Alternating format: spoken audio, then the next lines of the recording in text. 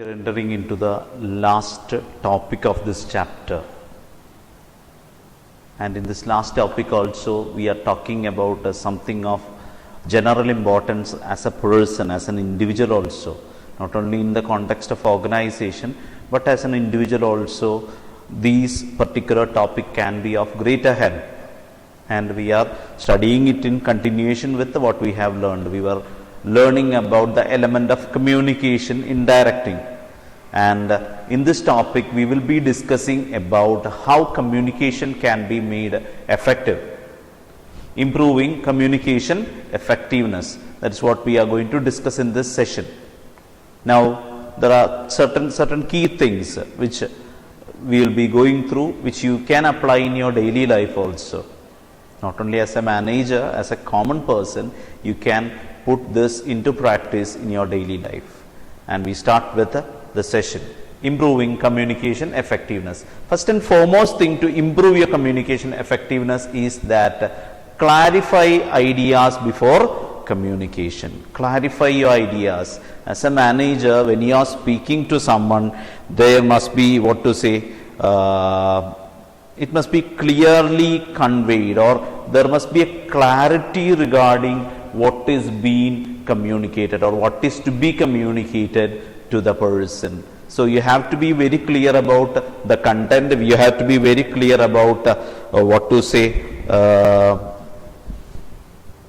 what is being communicated, or what subordinates have to understand when you communicate. So you need to have a clear idea. It must be analyzed, it must be studied, it must be viewed in different angles. So you must have a very clear idea about what you are communicating. That is the first and foremost thing. If you want to improve your communication, you must have a clear idea regarding what you are communicating. That is something to be kept in mind. Second thing you have to keep in mind to make your communication in an improved manner is that communicate according to the needs of receiver. When a manager, when you are communicating to someone else, you have to understand that what is the need of a receiver. What is the need of receiver? According to the need of receiver only we have to communicate. You need not communicate beyond the expectation, beyond the need of receiver. But understanding need of receiver is a very important thing. So your communication must be adjusted. You as a manager must adjust to the needs, to the requirement of the person receiving your communication. Then only communication can become effective. Needs of receiver is to be taken into consideration. That is the second thing. Third thing, consult others before communicating. Consult others before communicating. It is a very key factor. Before communicating something, it is better that involve others also. So certain angles which you may have forgotten can be taken into consideration. You may have forgotten certain things. So when you are preparing a plan, when you are preparing something to be done, and when you are involving and when you are consulting with others, they can have a different angle of viewing that particular factor. They can have a better idea of. So it is always better to consult others before communicating. That can give in new ideas for you. So that is also another thing which can improve your communication effectiveness. And the next one is a very important thing. Be aware of your language, tone and content of message. What is the language you are using, or it must be communicated, it must be communicated. What you are communicating must be understandable for the receiver. The language, the kind of language you are using must be followable by the receiver. And the tone must be in such a way that it is attracting their attention. It must be conveyed. Wherever importance is to be given, your tone has to be adjusted. Another thing is that the content of message as well as the language of message must not, what to say, hurt the feelings of anyone, or it must not offend anyone, but it must positively evoke a response. That is something you have to keep in mind. Language, tone and content of message is a very important thing when you are conveying. The language use must be understandable, and the tone must be in such a way that it catches their attention, and of course content of message must be in such a way that it evokes their response. So that is another thing you have to keep in mind when you are communicating. That's a very important thing.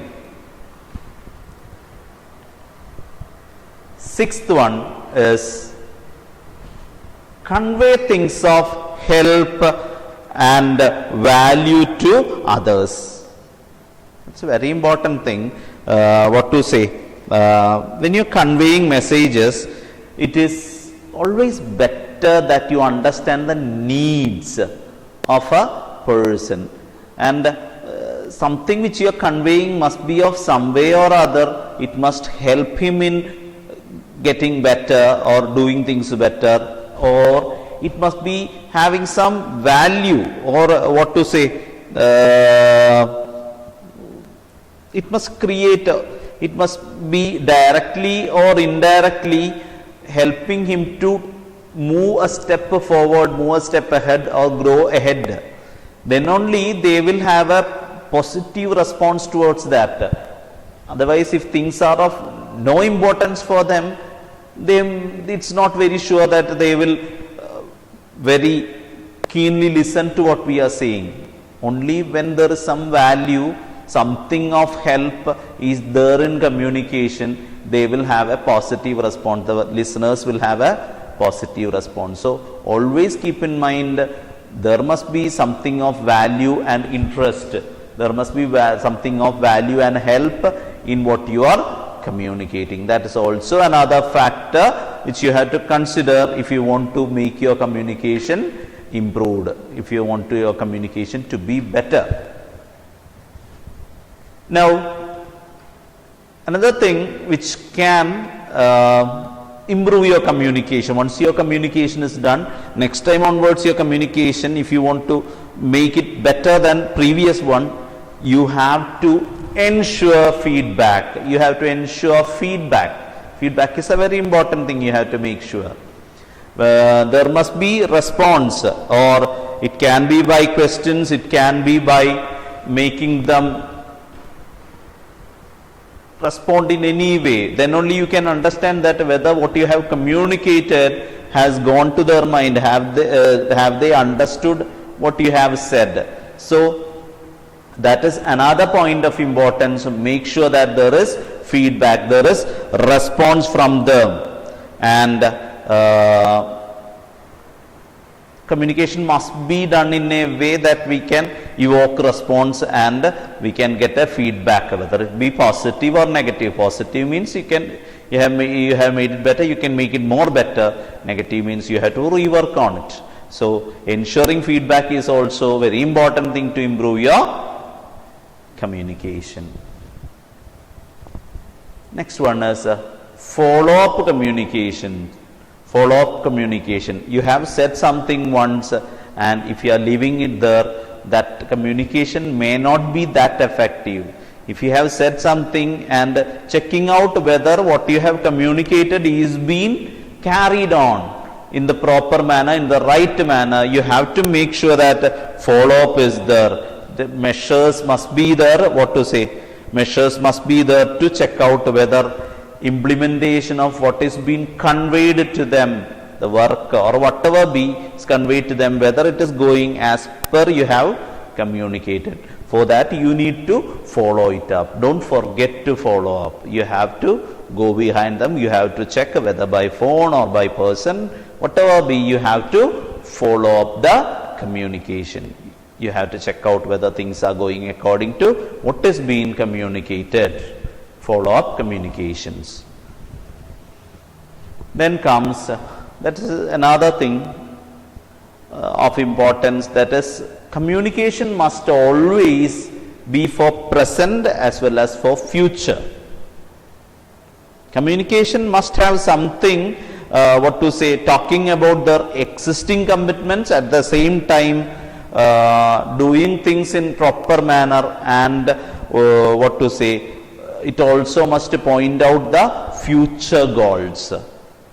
So communication is to be done in such a way that it is helping the present situation as well as something which is to be attained, which is to be gained in coming future. So communication must always be connected with the present as well as focusing towards future. It is for present as well as for future. Communication must always be for present as well as for future.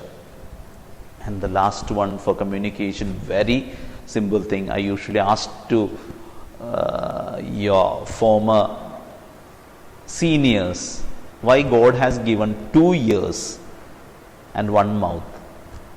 Because it is for listening. Good listeners are good communicators. If you can open your ear and hear what others are saying, from that you will understand what are good things at communication and what are not doing favor for communication. So always, for being a good communicator, you have to be a good listener, and being a good listener means being a good communicator. So if you are trying to impart these things in your communication, if you are checking out whether these things are, whether you are following in your communication, you can say that whether your communication is effective or not. So with this, we come to the end of this chapter, and further doubts can be clarified during the Google Meet. Thank you, children.